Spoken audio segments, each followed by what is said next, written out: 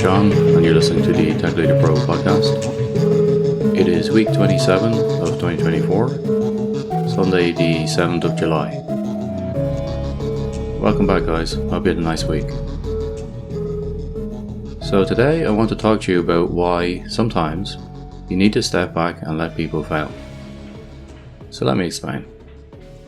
When I first started to study karate, one of the black belts I was sparring with noticed I was eager to attack instead of waiting to defend. He paused in the middle of sparring and he said to me, "John, don't feel obligated to attack." I often think about that advice and how it can be expanded to be, don't feel obligated to intervene. As a leader, a coach, and a parent, I often see people failing or following strategies that is likely to lead them to failure. Normally I will intervene, especially if it's someone I care about, like my kids or a student. However, when I met with a stubborn response, increasingly I find myself stepping back and thinking, well, I tried. You cannot help someone who refuses your help. Back in 2021, I wrote the following blog entry, letting stubborn people fail. I'm going to read that to you now because it really summarizes my feelings on this topic. So let's begin. It's pointless to argue with somebody about their lack of belief in gravity, where gravity is a metaphor for any obvious known fact. Better to let them fall and learn the lesson the hard way. If I see someone following a failing strategy and I can help, I will advise them exactly once. If they ignore me and continue, I let them fail. Remember, someone else's stubbornness is not your burden. The fact is, in this life, we all have limited time.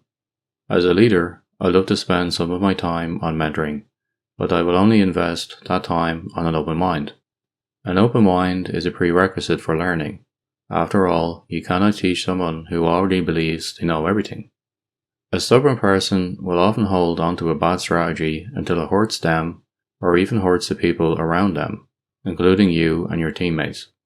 In those extreme examples, it is not just about letting them fail, but letting them fail as far away from you as possible.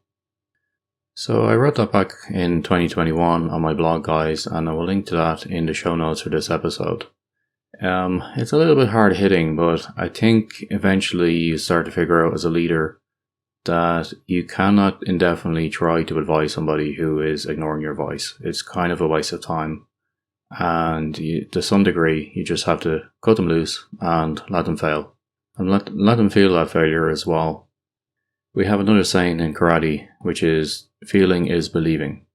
Meaning you need to feel the impact of a technique applied against yourself before you believe in its effectiveness.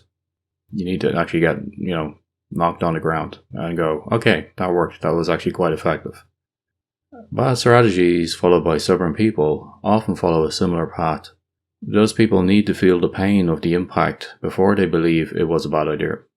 Sometimes somebody telling them that it's a bad idea is not enough. They need to actually feel it.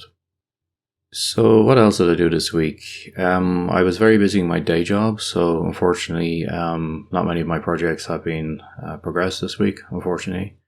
I will note that my search engine, grepper.org, it's now up to 5.5 million web pages indexed there.